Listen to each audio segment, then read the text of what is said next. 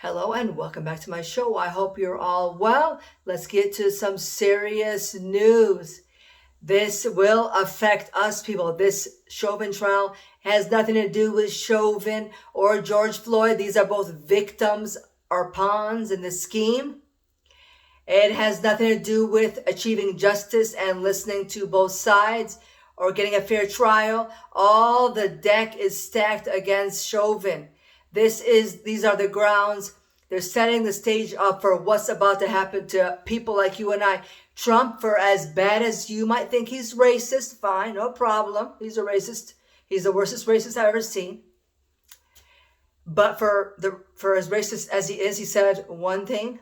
He said, what they're doing to me, this hate smear campaign, impeachment campaign, this ain't about me. This is about you. And it is true. This is about us. This is about how much they want to show us, how much control and force they could put on an individual, where good is looked upon as being bad. And if you're bad, you're celebrated as a hero. George Floyd's death is a tragedy. Anyone's death is a saddening event. It's not about color. It's not about a race. It's not about religion or gender.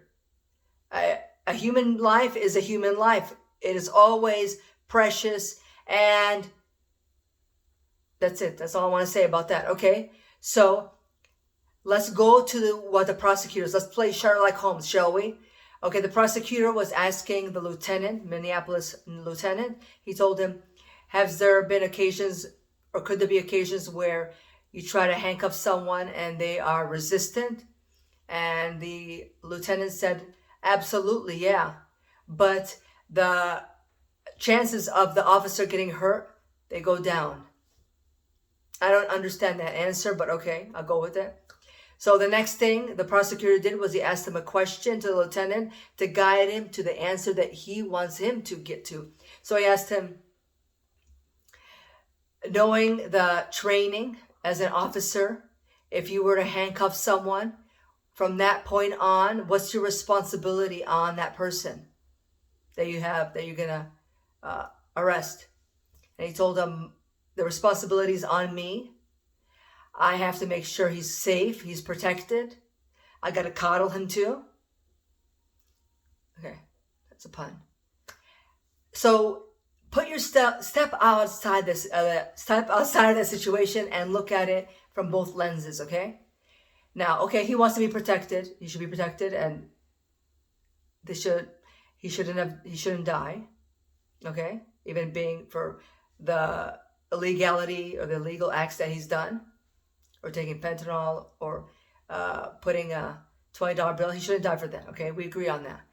But who's looking after Chauvin, his protection, his well-being?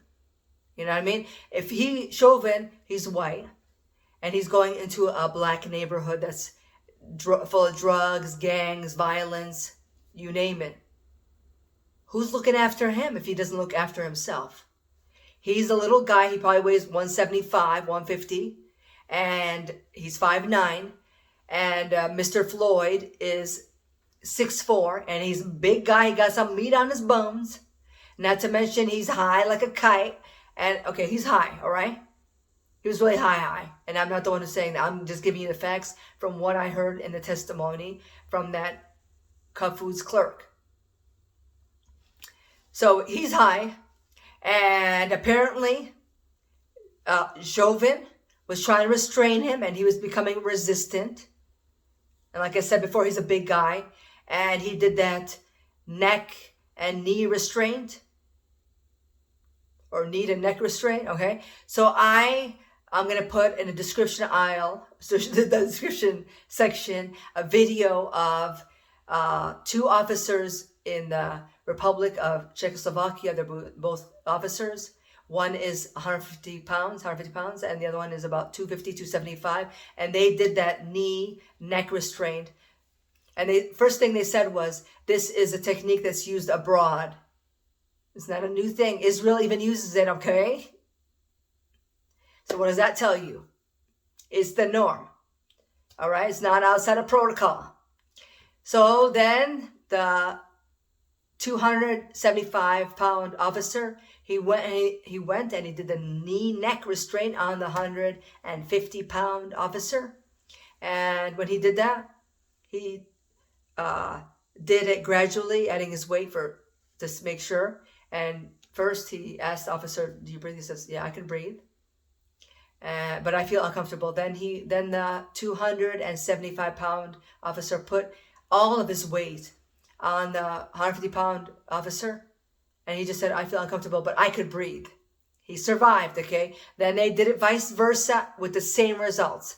Nobody died. Nobody got asphyxiated. Clearly, I'm not a doctor. I'm not trying to play psychologist. I'm not trying to give you what you want to hear. I'm trying to base it on facts, okay? And logic and common sense, if we still have that. If it still exists. Like I said before, if I didn't say it already, all the deck is stacked against Chauvin in this case.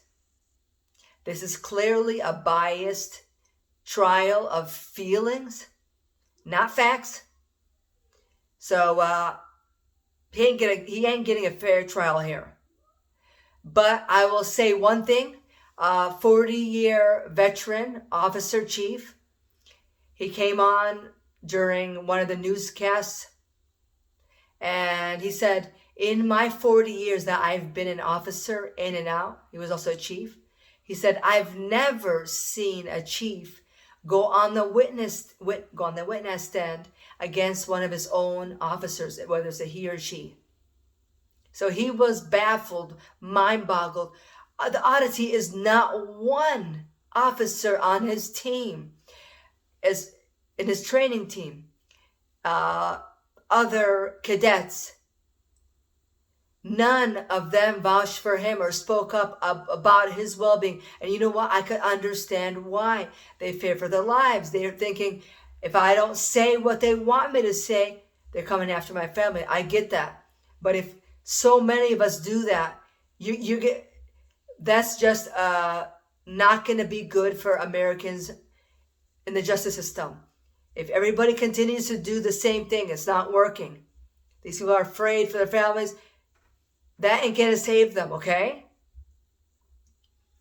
This fear mongering, you can call it. So even Piers Morgan, okay, he's a racist because he said I didn't like Meghan Markle. He has a right to his free opinion.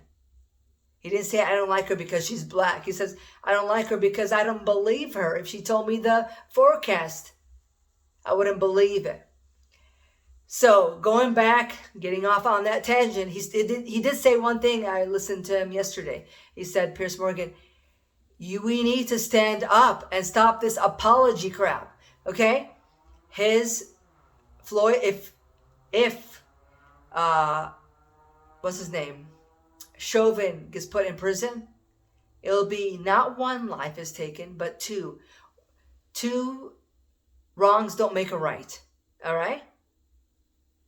Okay, I hope I didn't bore you guys with this, but I thought that this is something that they're overwhelming us with day by day. Trial day number 1, trial day number 2, trial day number 3. Now we're at trial day number 7. And let me give my alligator, my crocodile tears so this could be an emotional plea and not look at the facts. Was Chauvin innocent or guilty? Did he do anything that was illegal against the police department? Did he use excessive force? And clearly the video that I will put in the description will show that he didn't use excessive force. And why are they not showing the whole duration of the video to show us what was going on, what was said, what was done by George Floyd? He was probably resisting arrest. I mean, he was high. People who are high, people who are under the influence of alcohol, they do crazy shit. That's just it. That's how it is. All right? Okay. Thank you for watching. Thank you for your support. And we'll see you. I hope you guys were entertained by that clip or that it woke you up. Because we need an awakening. All right?